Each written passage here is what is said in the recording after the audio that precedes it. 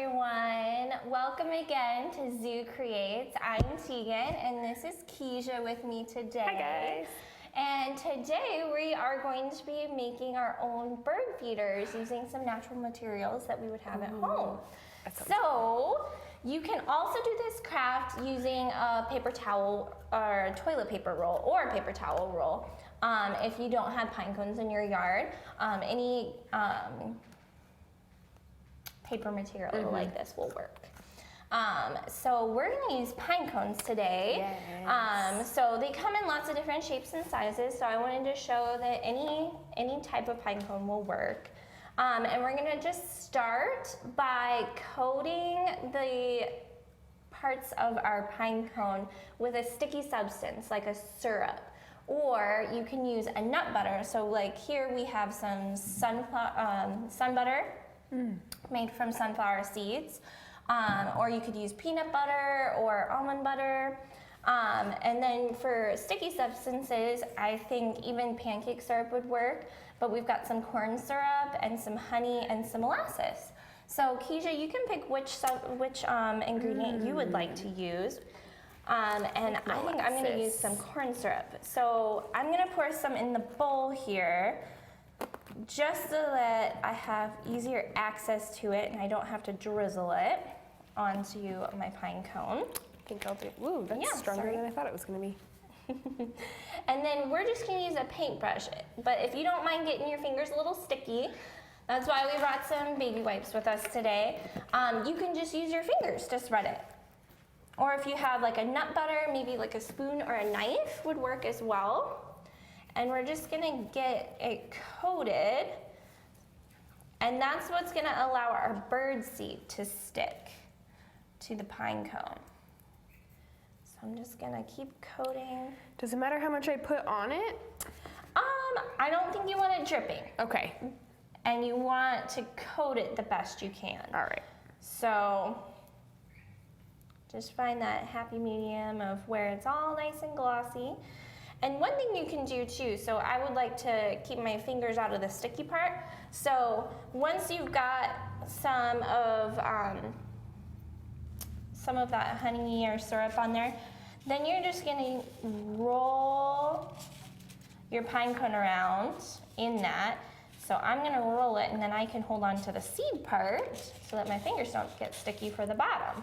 Yeah. And why are we using like a molasses and or like a corn syrup instead of like a glue? So it's important that all of this is edible to the birds or a natural substance that they know that they can't eat. Okay. So glue might be something that's harmful to the birds and we don't want them to eat it. Yes, that might be a little sad. Yes. And then that's also why we wouldn't want to use a material that they can't eat. Like the pine cones, they'll know not to eat the pine cone. At the bottom, and then knock that around. And what kind of bird seed are we using today? This is just bird seed that we got at the store. I think we got it at Menards. You can find some at Walmart though. Any of your home stores like that. Awesome. And then I'm just gonna shake it off, make sure that everything that's on there is stuck to that syrup. Just like that. And then I'm gonna have to use one of those wipes because the next part, we want a way to be able to put this up in the tree. Oh, okay. So, I suppose you could just set it outside or set it up in a tree, but I would like to hang mine from the tree. So then you'll want a string, and I want everybody to be aware that if they're not going to pay attention to their string, they need to make sure that it's natural fibers. So we also don't want the fabric to be made of some sort of plastic that might be harmful for the birds. Okay. So, oh, and I forgot scissors. So I'm gonna show you how to tie it real quick. And then Kezia, we might have to tie yours in a minute. Oh, that's fine. I don't think I want mine tied. Okay. I think I might just set it out just like this. Yes. And that's something, so birds don't necessarily have to eat up in the tree. That's just where they tend to hang out, and they would maybe feel more comfortable up there because things like cats or dogs might scare them while they're on the ground, and so they feel safer when they're up in a tree. Awesome, just like that. So maybe if I had like a deck that's a little higher up, I could put it on Yes. the railing. All right, and just like that, we've got our bird feeders. All right. Perfect. So I'm gonna move our supplies aside for our animal visitor today. Yes, here you go. Thank you. I wanna make sure she doesn't get too distracted by our bird feeders. She might enjoy it. All right. Okay.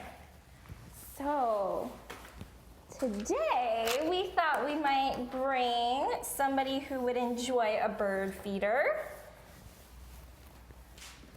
This is one of our good friends. Let's see here. Go ahead and move this in just a second. I just need to get her comfortably out. I hear her. Good. All right. I will move her little carrier out of your way so you can see her. All right. Wow. So everybody can say hi. So this is Zuby, and she is a Senegal parrot. And Very she's doing cool. so good. So Senegal is a place, right? Yes. You live in that country? So she lives, yes, so she'd be from Africa, but she doesn't live specifically in Senegal all the time. So Okay. These type of parrots are actually migratory parrots. So they will move from place to place in search of food. Generally speaking, the climate isn't too much different from where they move. It just depends on how much food there is for her. Oh, okay. Yeah, and so what I'm feeding her right now are one of her favorite treats, and they are sunflower seeds. Zuby enjoys a lot of sunflower seeds, and she enjoys multiple other types of seeds as well. But in the wild, she would eat a lot of fruits. In the trees. So they actually live in very large groups, and they will fly and flock together and move from tree to tree. So she is very small, and if she were to live on her own, it might be a little difficult just due to her size and the size of most predators. But when they live in large groups, just kind of like a school of fish, they're a little bit more intimidating that way. So that's why she has a group. Yeah. Now, are her feathers meant to help her blend in, kind of like Snickers that we met on Monday? Yeah, so her feathers are very bright, and usually that means that an animal wants to be intimidating or pretend like they are mimicking another animal, but in her instance, they actually are used for camouflage. Those trees that she lives in with all those brightly colored fruits and flowers will actually allow her to camouflage a little better, and of course this bright green is very good with the green leaves too. Okay, so do all Senegal parrots, do they all look this color? So most of the time they're going to be this nice green, but they're going to have slight variations. So some might have a little bit more orange and yellow around the breast area and have a few more colors around under the face. But generally speaking, they're going to look pretty similar. Okay. Yeah. Oh. Yeah, so Zuby is very, very sweet, and she's one of my favorite animals at the zoo. She is a little bit older than I am, so I think she's 26. So she is a type of parrot that is going to live a decent amount of time. So she still has a few years left on her as well. So luckily we get to keep her around a little bit longer. Also in human care, they just tend to have a longer lifespan as well, just due to the fact that we take care of making sure there's no predators around. We make sure she always has food, water, and shelter, and she doesn't have to search for those things either. And we give her lots of fun toys to play with, so to help her brain be healthy as well. What kind of toys does she like? Yeah, so Zuby loves to look at herself. So she enjoys like mirrors, and she also loves things that make noise that she can be loud with, because Zuby really likes to be loud. Right now she's a little bit quiet. She's usually a little camera shy, or when there's large groups she gets a little bit shy as well. But when it's just her keepers or us hanging out, then she loves to make different noises too. Okay. Well, I know that some parrots, they can talk. Yeah. Can Zuby talk? So Zuby is a non-talking parrot. So she does not form words, but she does mimic noises. So she has a bunch of noises that she loves to mimic, and they're all noises that she's learned over the years here at the zoo. So some of those noises would be like a kissy noise, or maybe a cat call, and then other noises that some of the animals make in her room with her. So we have a whistling duck, and she's able to make that whistling noise and things like that too. But that's really good that she's mimicking those other animals, because in the wild, that's what she would use her mimicry for, is to sound like something a little bit more intimidating, just in case a predator got a little too close. Very cool. Yeah. How about, does Zuby have a nest? Does where she? lives? Yeah, so Zuby actually prefers to just tear things up. So she doesn't really make a nest for herself. We've put some different items to mimic those nests for her, and she never really likes them. She actually prefers to kind of perch on different branches that we have.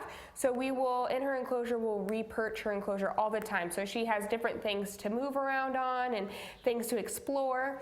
And we'll give her like a softer wood sometimes that she loves just tearing to pieces, and she also likes to take newspaper and just rip that up too. She has a fun time destroying things. I mean, I'm sure some of you at home might like that too. It is pretty fun to destroy things when we're allowed to. Yes, right? yes, we don't recommend. All right. Well, thank you so much for sharing, Zuby. Yeah, of Thank you, Zuby, course. for coming to see us today. Yeah. If you guys have any questions, please comment below. And thank you so much for joining us. Thanks, guys.